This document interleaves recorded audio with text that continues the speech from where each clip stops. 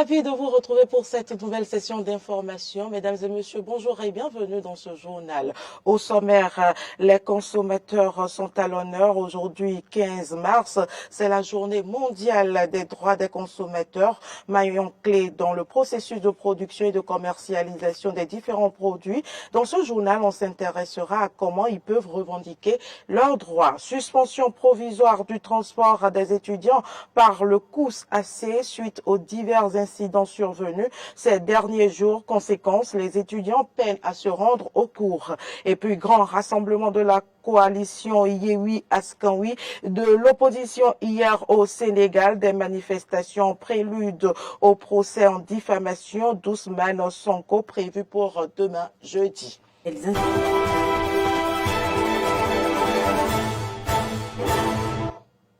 Merci pour l'attention. Je l'annonçais dans les titres. Ce 15 mars est la journée mondiale des droits des consommateurs. Les consommateurs ont-ils connaissance des droits? Qui sont les leurs? Comment peuvent-ils exercer ces droits? Nous avons interviewé pour vous le président de l'organisation non gouvernementale Foyer d'Amo. Écoutez ses explications.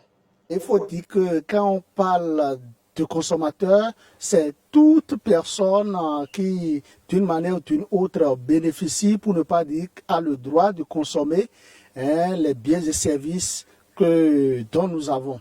Foyer d'amour ONG mise véritablement sur ce que nous consommons. Vous savez, nous misons sur les consommations, la qualité, je veux dire, la qualité de ce que nous consommons, la qualité des biens et services dont nous bénéficions, la qualité des produits alimentaires que nous consommons. Vous savez, dans notre pays, il y a beaucoup de choses qui se font, mais le plus important, c'est la qualité, puisque le droit des consommateurs amène tout chacun de nous à bénéficier de ce qui est bon, à consommer, à utiliser ce qui est bon, ce qui ne doit pas nous rendre malades. Quand je prends par exemple du pain consommable, le pain que tout le monde veut consommer, que tout le monde en raffole, je pense que la qualité du pain, c'est ça qui doit nous préoccuper. Ce n'est pas le poids du pain. C'est ça, nous, à Foyer d'Amour ONG, nous l'avons dit quand les gens ont procédé à une augmentation exorbitante du prix du pain qui doivent ramener le prix à son prix initial, c'est-à-dire à 125 francs. Nous invitons aussi la douane. Foyer d'Amour ONG invite la douane à œuvrer à ce que les produits prohibés n'entrent plus sur le territoire béninois. Que déjà un travail soit fait en amont pour pouvoir prévenir le danger, parce que nous ne pouvons pas accepter que le peuple béninois soit empoisonné, que le peuple béninois, que la population du Bénin consomme des poisons. Donc, le plus important, c'est la qualité, mais la qualité a un prix, mais jamais, à grand jamais, on ne doit pas faire de la surenchère. On ne doit pas faire des augmentations exorbitantes. On ne doit pas agir sur la situation socio-économique pour faire des augmentations fantaisistes. Nous disons non et à grand jamais non. Au secrétariat de Foyer d'Amour ONG, il y a assez de plaintes. Il y a toujours des plaintes. On constate que c'est des cordes tirées à gauche, à droite, où les cordes s'entremêlent et ça crée des incendies, tellement de dégâts. Et là, nous, à Foyer d'Amour ONG, quand nous recevons ces plaintes, nous écrivons à l'autorité compétente.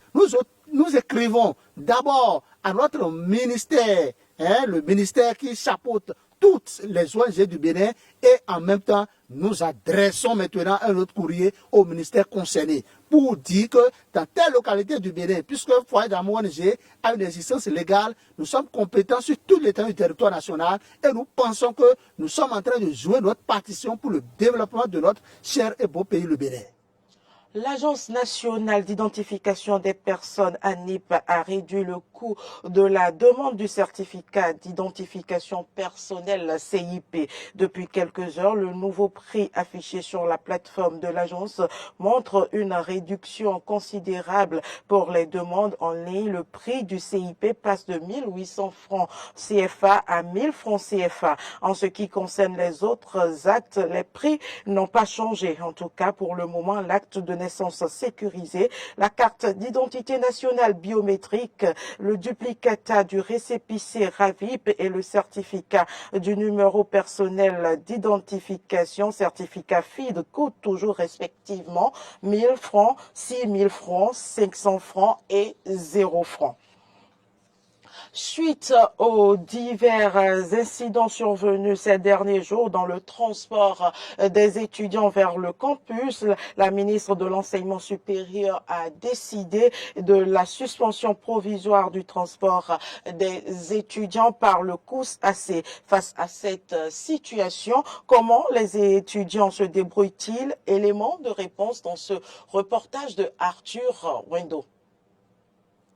En date du 17 février, la ministre Eleonore Yahi Ladécan avait décidé de la suspension provisoire du transport des étudiants. Une décision prise dans le souci de mieux appréhender la situation afin de proposer des solutions plus adaptées, mais qui est diversement appréciée des étudiants. C'est triste, c'est très triste parce que nous, étudiants lambda, c'est un peu difficile pour nous de prendre le transport et les bus, c'est les bus qui nous gèrent.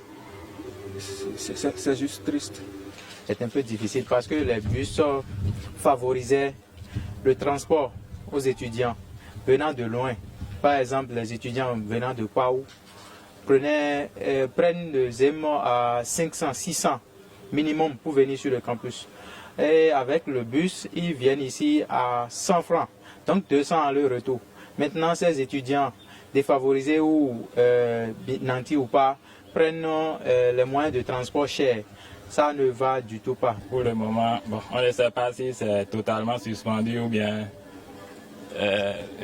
ça va encore reprendre. On n'a aucune idée de cela.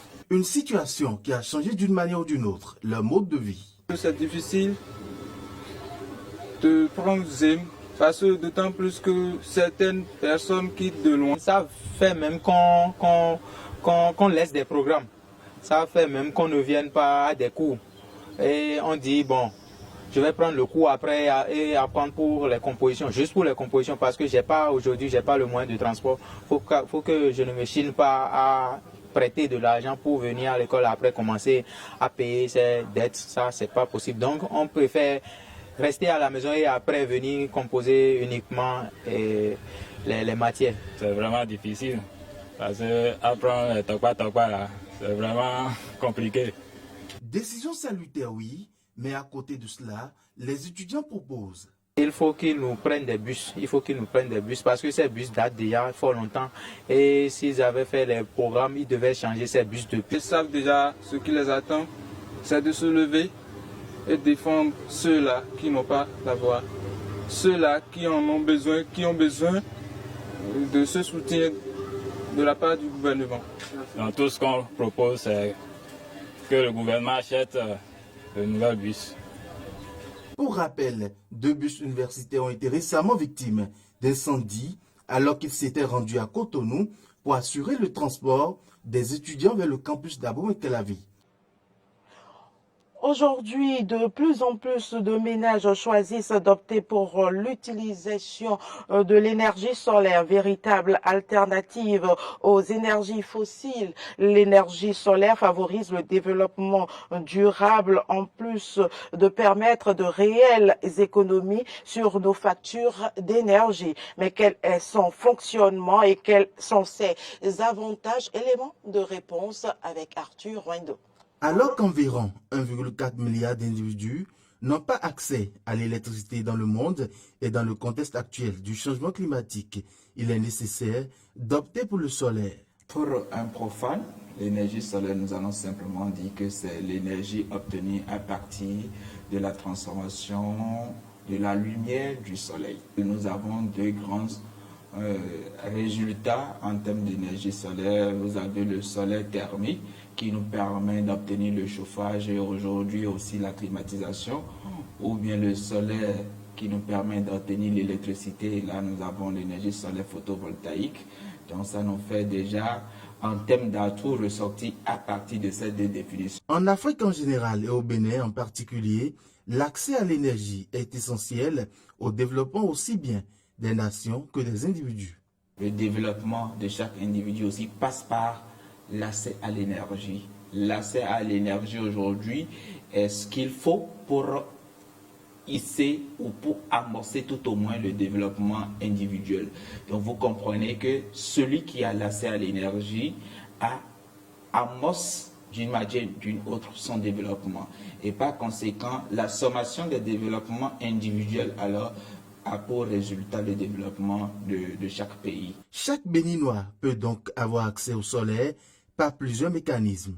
Simplement, la sensibilisation ne peut pas amener toute la population à adhérer à cette source d'énergie, alors que c'est une source d'énergie qui s'impose au peuple, comme je le disais tantôt.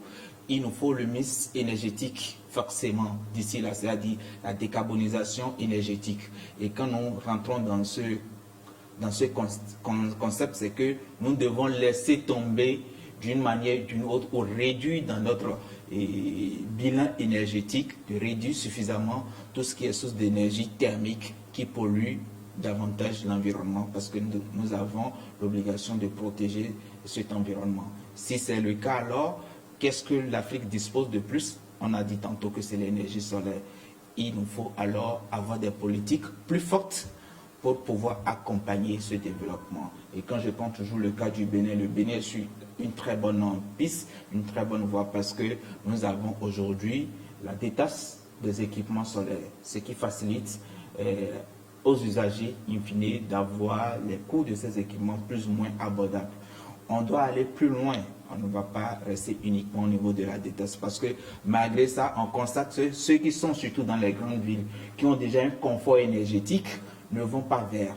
Pensent que bon, ce n'est pas une énergie qu'il faut véritablement, parce que ça ne peut pas faire ci, ça ne peut pas faire ça.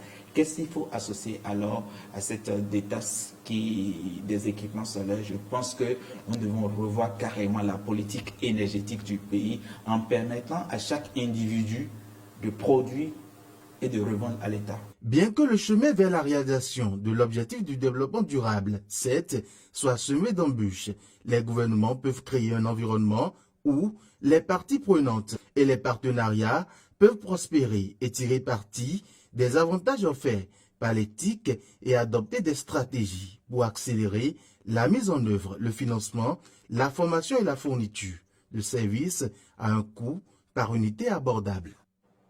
Le président nigérien Mohamed Bazoum était en visite de 48 heures au Bénin après avoir animé un point de presse avec son homologue Patrice Talon. Mohamed Bazoum s'est rendu hier à Glo-Djibé. Il s'est agi pour lui et sa délégation de visiter la zone industrielle de 1640 hectares qui fera du Bénin un hub de développement et permettra de capter de manière beaucoup plus importante la plus-value de l'agriculture béninoise. Actualité en dehors du Bénin, au Sénégal, un grand rassemblement de l'opposition autorisé par la préfecture s'est tenu hier à l'appel de la coalition Yewwi Askan-Wi avant le procès en diffamation d'Ousmane Sonko prévu pour demain jeudi. Cette procédure pourrait lui barrer la route en vue de l'élection présidentielle de février 2024. Les détails. Gaza, Gaza, traduction, œil pour œil, dent pour dent, la loi du talion. Tel est le slogan des manifestants. Dans la foule rassemblée sur un terrain de sport de la commune des Parcelles Assainies, beaucoup de jeunes et de nombreux drapeaux vert, jaune, rouge aux couleurs du Sénégal. Ils dénoncent une instrumentalisation de la justice. Une justice de 2 poids, 2 mesures et pensent que le procès pour diffamation d'Ousmane Sonko est juste une rigolade. L'opposition entend maintenir la pression. Des marches sont également annoncées pour ce mercredi dans le pays. Seront-elles autorisées? Le Sénégal est un pays de liberté, assure le porte-parole du gouvernement, Abdou Karim Fofana. Alors que le pouvoir et l'opposition s'accusent mutuellement de faire monter les tensions, des responsables religieux et de la société civile tentent d'appeler au dialogue. Et puis le cyclone Freddy a touché hier le Mozambique et le Malawi. Au moins 100 morts sont enregistrés dans ces pays, ont indiqué lundi 13 mars les autorités. Au moins 99 personnes sont mortes et des dizaines d'autres ont été blessées au Malawi après une coulée de boue dans la nuit de ce lundi. Elle a emporté des maisons et enseveli des habitants. L'agence de gestion des catastrophes de ce pays pauvre a dit s'attendre à un bilan encore plus lourd. Au moins 10 personnes sont mortes et 14 autres ont été blessées au Mozambique voisin selon les autorités locales. La région de la capitale économique du Malawi, Blantyre, où des habitants recherchaient des survivants dans la boue à main nue ou munis de pelles, a enregistré à elle seule 85 morts. Des habitants du township de Chiloboué ont décrié la lenteur des secours gouvernementaux qui manqueraient également de matériel adéquat pour les fouilles. Ce sera tout pour cette édition. Merci de votre fidélité. Les informations se poursuivent sur nos différentes plateformes Facebook, Twitter, YouTube et les informations se poursuivent également sur notre application Eden TV Diaspora FM téléchargeable sur Play Store et App Store.